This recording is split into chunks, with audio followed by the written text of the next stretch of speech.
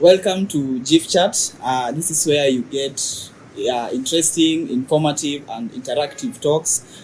We are here today to speak to you about the topic that we've been discussing. It's about hit, and run. And I am your host, Mr. B. Karen, and I'm delighted to be with you here. I have a guest here today. His name is Mr. Nyutu. Nyutu is a conference speaker, and he's someone who is passionate about the youth, the young people, and we believe that the knowledge that he has and the experience that he has gained through the years is going to be of importance to us in this topic. So, welcome, sir. Thank you so much, Mr. MB. Mr. B. Mr. B, thank you Yes, so yes. much. A privilege to be with you this afternoon, and also to be speaking to the JIF Yes. fraternity. Yes. We appreciate so much your time. Thank you. And just to begin with, I don't know, you have a strong passion for the youth. Yes. Maybe where did this come from? How? Okay, I thank you so much again. My first interaction with the youth was when I was working in corporate Kenya. I joined the marketing department in a company called Hako Industries. Okay. The first day I got into my desk, I found an exiting brand manager, and he gave me a letter of invitation to go and volunteer through a program called Junior Achievement of Kenya. They go to high schools and help high school students to develop businesses. Okay. So there was a letter of appointment for the institution to second somebody to go and volunteer in that organization. So the lady who was exiting just gave me the letter and said, now because you are seated on this desk, do what you want to do with that letter. Oh. I read through it. I called them. I told them I'm willing to come to your offices. The offices were in town that time. And I got hit by the bug. And I know I have volunteered in high schools like Alliance, girls. I have volunteered in Mangu High School. I have volunteered in Riala Academy. So, and that gave me, I started seeing what young people are struggling with. And then later on, I started teaching at the university. Okay. I have taught in Kenya Methodist University and also Kenyatta University. So again, dealing with young people. And I could see the struggles, especially the day students were going through. Okay. And I would put myself in their feet and ask myself, what is the little I can be able to do to be able to give back? Because also I've been mentored along the way. That's where my passion for the youth. So it's just something that has been growing through Slowly the by experiences. slowly, yes, every stage of life. But I have found myself more comfortable interacting with them. And even in the church contexts where we belong, Okay. I find myself wanting to be involved a lot with the young people. Now, there is this issue we are talking about. Yes. It's about hit and run. Right. I don't know if you've heard about it. What would you say about it? Have you Hit and run. Yes. Okay. What do you know about it? My own interpretation, because the Yeah. person who coined this particular, I'll give it a name. I think he was speaking about the kind of, when we are young, allow me to say that our blood is normally very hot. Yes. We want to experiment. True. When I started working, I was not married. And therefore, what I used to find is that I would be able I never used to be a drinker. Okay. I never used to be a drinker, to be honest. And my people Yes. who I work together can say that. But I would find I had a lot of energy. There are times, I remember one time I drove at night from a town in Kisii town, here to Nairobi. Just the energy of the young person. Yeah. You feel you can conquer. You can't be the whole Can night do alone anything. in a car. So I feel when you are young, you have a lot of energy, a lot of heat. And again, I'm thinking, because you are speaking about relationships here, Yes. you want to be close to the opposite sex. You want to hug somebody, you want to have even sex. before marriage. So that's what I'm getting the word hit first. And then hate, because we call it hate in English, is that it's like you want to have a relationship with a girl or a boy and you run away, or a young man and a young girl. Yes. You find they are pregnant and you take off. So that's why I thought now the hate and run is coming. I hope I'm correct. Okay, you are. It is always correct. Yeah. How you, because people have different interpretations. True. Yeah, but now we are concerned about the rising cases of this incident. Yes. Every time, you find a girl complaining and a boy is hiding somewhere. Yes. Has run away from the village. Yes. Why increased? Why are these cases increased? Okay, from a long time, and you remember again I told you I also operate in a certain church context. Yes.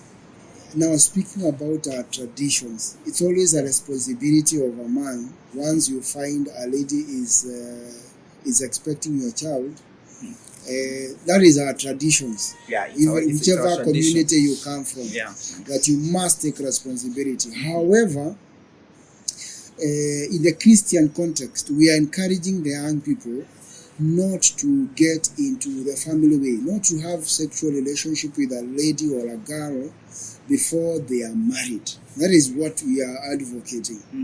But the reality on the ground, because I want to be practical, I don't want to bury my head like an ostrich. I say that the practicality on the ground, especially now when we go to colleges, we find we get involved in. I have been a university student. I was in Kenyatta University.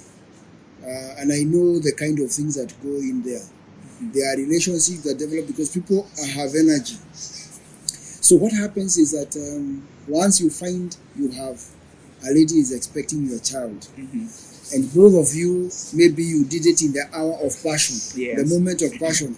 Sometimes some of these young people, maybe they are even drunk, or maybe somebody is on drugs. Then the first thing that hits your mind is that I must run away from this. I must go as far as I can. And therefore, you find we have a lot of single parenthood. Some is not. It was because of that. Of course, there could be other factors that come along. For me, I would say it is not wanting to take responsibility, feeling that you are not ready. You are still you need to develop more so that you can take. So it has already happened. Yes. Okay. Is there something that might be missing from this person? Where should a man get the audacity just to run away from his responsibility? Talking of in the psychological perspective, do you think there is some psychological aspects missing in this man? Okay, I'll put both psychology and sociology. Okay. Let me first of all start with sociology. Sociology is the study of how people interact, social interactions. And you can put that together in what you call a culturalization, how our culture has cultured man. The contexts now are different. There's one where you find the majority of us are brought up in the rural areas. And there's also now the modern people who are brought up in town centers. Town centers, one thing is that space is not big. Therefore, for example, if you have a young man and they are still within your house, and let's say it's a 3-bedroomed house or 4-bedroomed house, and they know there's a girl who is expecting, he's asking himself, how am I going to take this girl?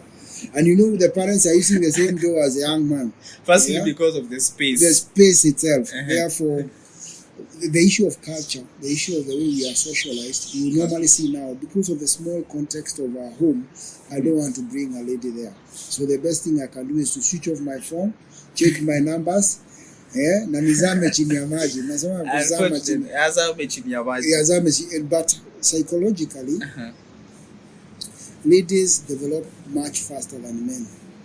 If you put like a lady who is 23 and a man who is 23, I want to guarantee you that this lady of 23, she's already thinking like a 27-year-old man or even 30-year-old man.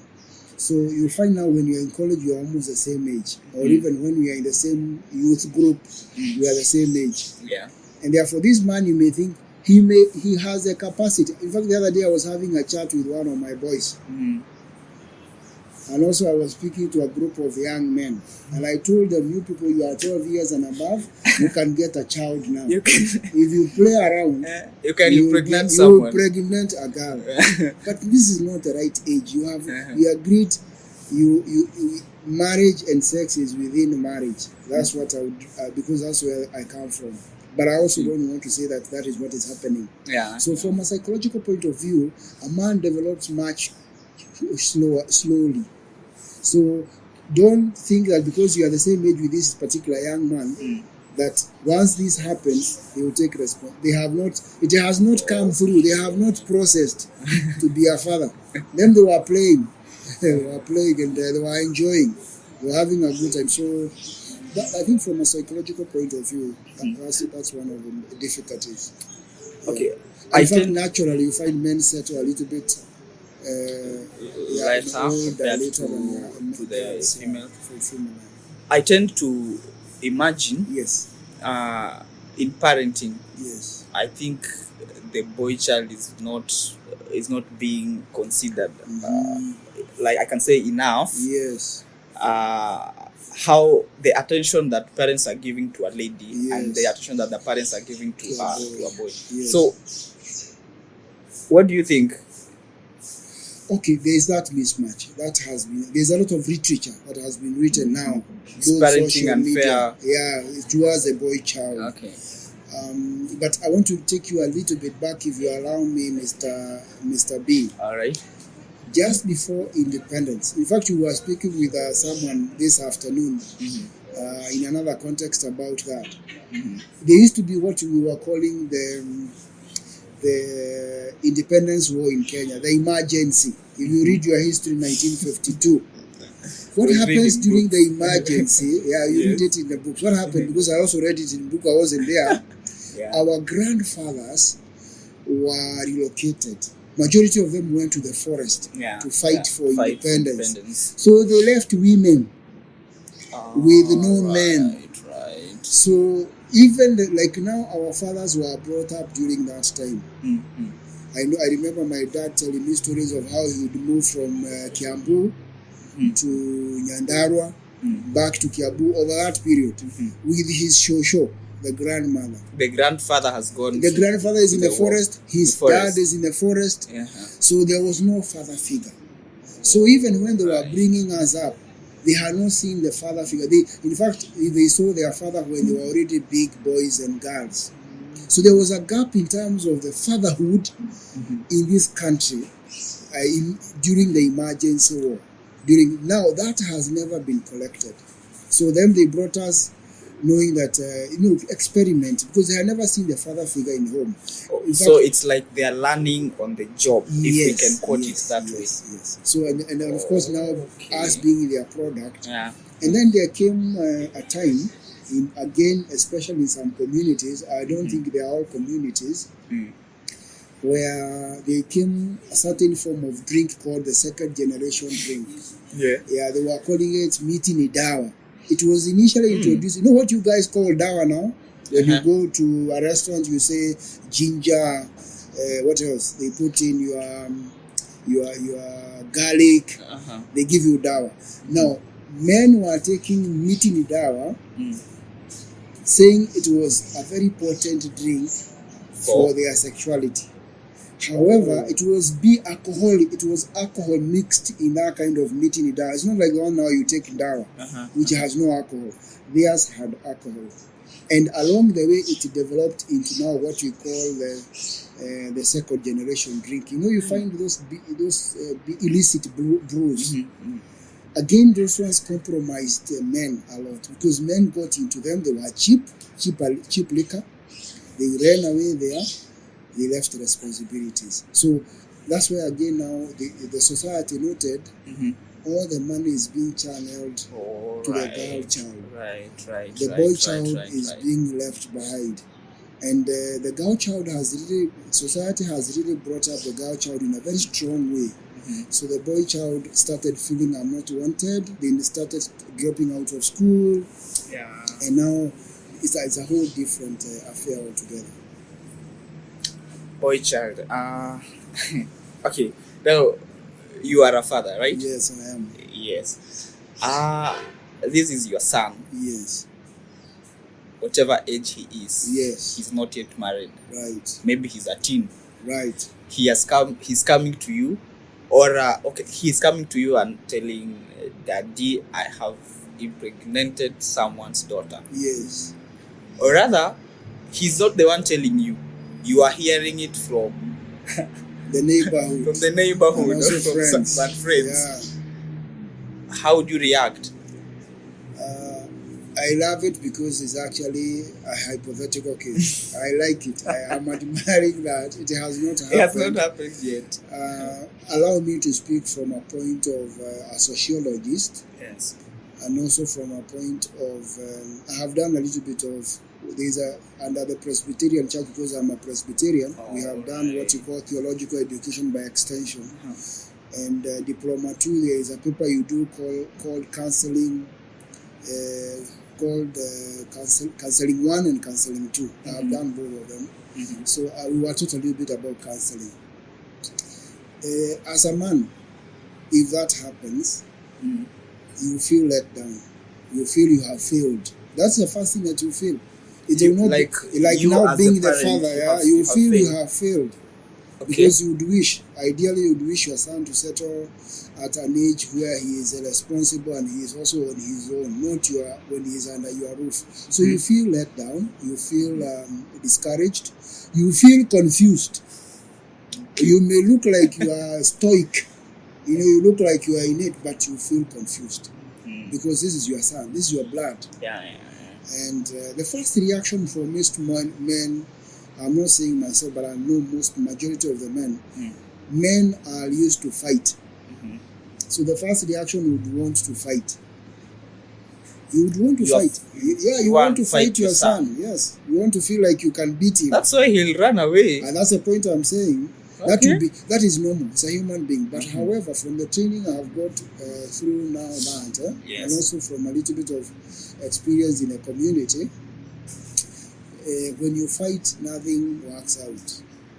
So I think what I would want to do is because there will be the initial reaction of asking why. What did I do wrong? You may even want to blame the mother. It happens. You may want to blame the people around you. The mother. Not necessarily, your son has done this. Not necessarily my wife, but I'm saying that if it's another man, you would wish to blame them.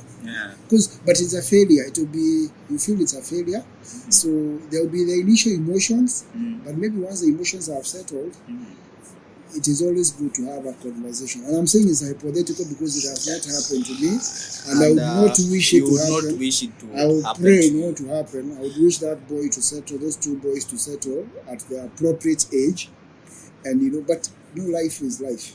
Life, it has happened. So I would say the process and the strategy would be to first of all look for a way of getting a session together. Okay.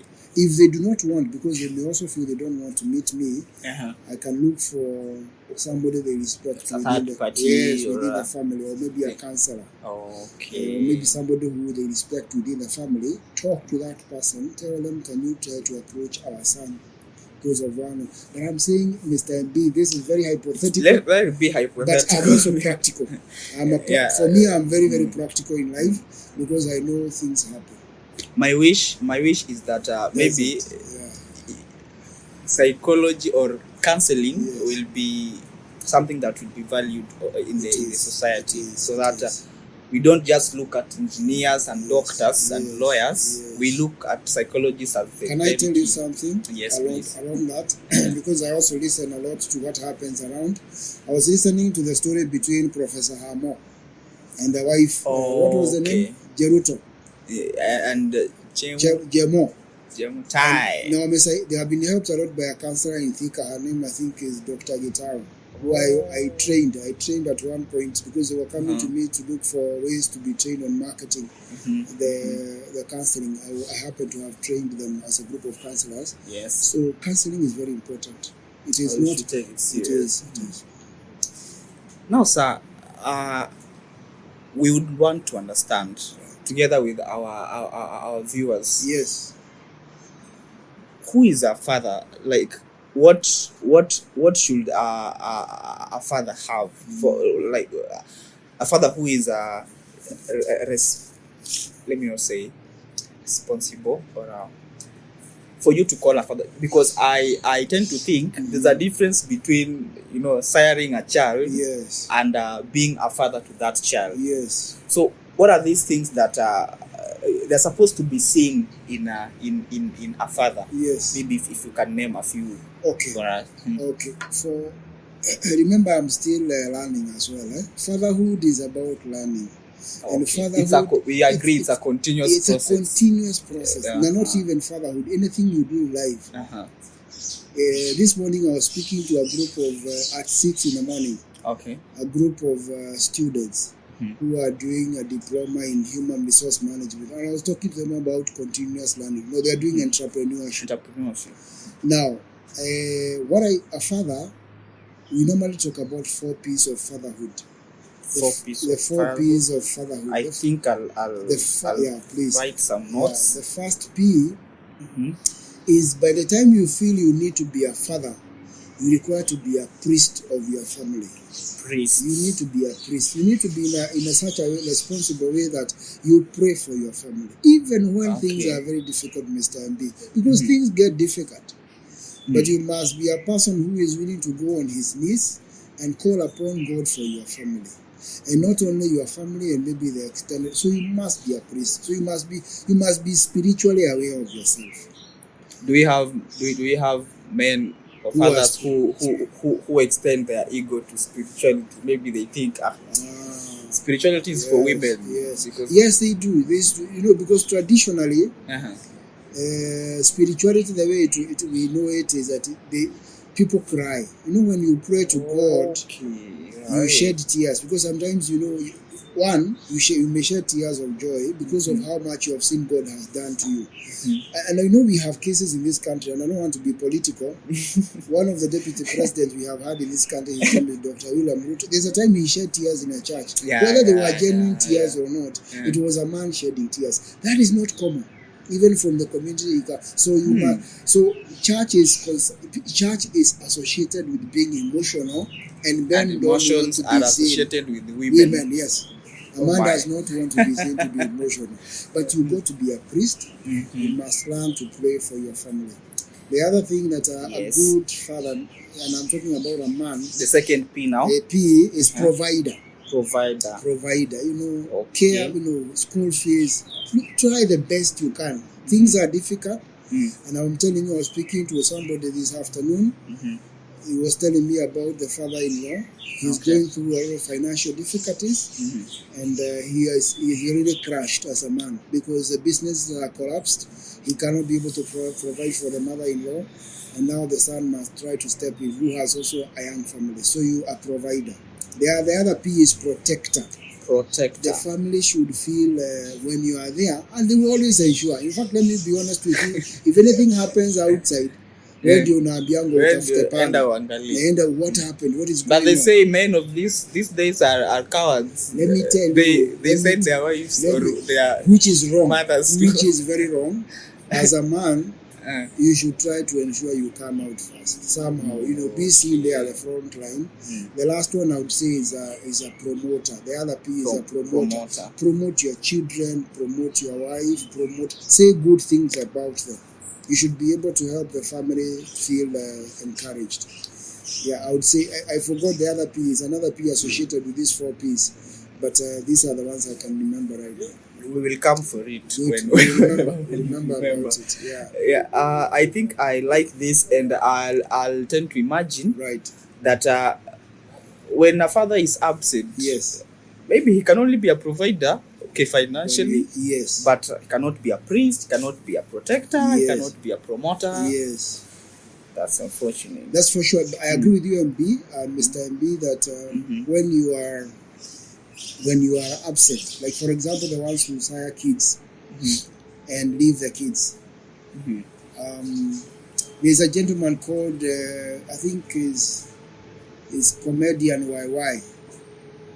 Comedian YY. He was talking about how his father used to harass the mother, and that affected. And then the father died. and then they were taken to a rural context with the uncles. The uncles started walikuwa wanateswa sana by the uncles. So when you are away, your family will be taken advantage of by everybody, the family members here. So it's good to be present. Is very important. Presence. I think the other thing is present. Present. Don't only provide. Be present. Also be present. That is now being a father. That's big. But I'm telling you, Mr. MB, I'm also learning. Every day.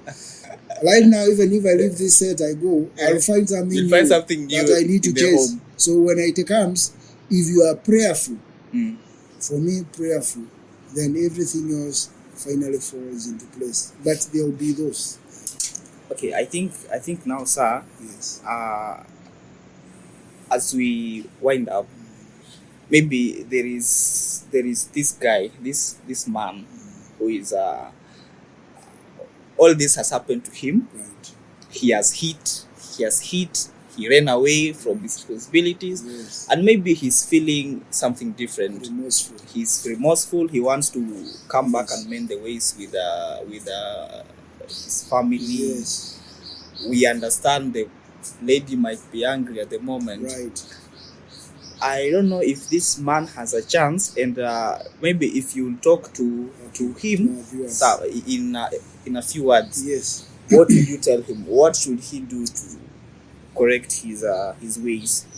I would say this, Mr. M. Thank you so much. I would say that it is never lost. Okay. It is never lost. People are feelings and emotions, and therefore, when you have given the other person a chance to heal a little bit, and I'll come back to the issue of Professor Hamo and Jemutai, because that's very live within our community. Professor Hamo is an artist. He's also a radio anchor, very successful in a way. Jemutai was also an artist. They used to meet on set on the Churchill show in Kenya, and they got a relationship. But of course, Professor Hamo had another family, which he had kept silent. But then when he noted that when Jemutai was confessing and saying, the lady, that I also noted, Professor Hamo is not any different from any other man. If I left him and allowed my kids to be brought up without a father, I'll be the loser and the kids will be the loser. I would say to this man who has departed his family, that child will never have another father. They will never have another father. So take up the responsibility. Humble yourself a little bit, because men, we are not used to humbling ourselves. It looks weak, as you have said. Humble yourself a little bit. Look for a way of contacting the mother of your wife, of your child, and try to make up. Even if you cannot be there present, finally, if it cannot work because maybe the mother has moved on, maybe the relationship has died, you can take the responsibility of it. We have so many men I know who educate children. They know they sired, but they don't live with a mother. I wouldn't advocate. That is not what the church teaches. I remember I told you I'm very close to church. Right. So church tells us you should always wait until you are ready for marriage, and once you have sired, you never run away. But the reality, Mr. MB, we have so many families where men have run off. So I would only encourage that father. That is your child. It is your responsibility. The way you are brought up by two parents, endeavor, pray about it so that you can also bring up this child. We won't go without talking to a lady. Right. This is a lady. She has been rent from. Right. And now she's saying, Mimi na wanaume. Never. And she's a young lady, remember, because this happened young. Maybe she's her 20s or maybe a teen. Yes. Anasema mimi na wanaume, never again. Tuko parallel. Or what will you tell her? You see, when you are young, there's a book written by a gentleman called Robert Kiyosaki. Robert Kiyosaki is a gentleman who wrote a book called Rich Dad, Poor Dad. He also wrote another book called Why A Students Work for C Students and B Students Work for the Government. He speaks about the 3 stages of life that we go developmentally, that we go through. The first stage, from 0 to 12 years, they are called the formative years. That time, anything you are told by your parents, you do. Now, from 12 years to around 23 years, they are called the rebellious label. You are a rebel. You know rebels? Yeah. You are rebellious learning. When the parents tells you, I don't want to see with that boy, you want to be seen with that boy so that you know why are the parents telling me that.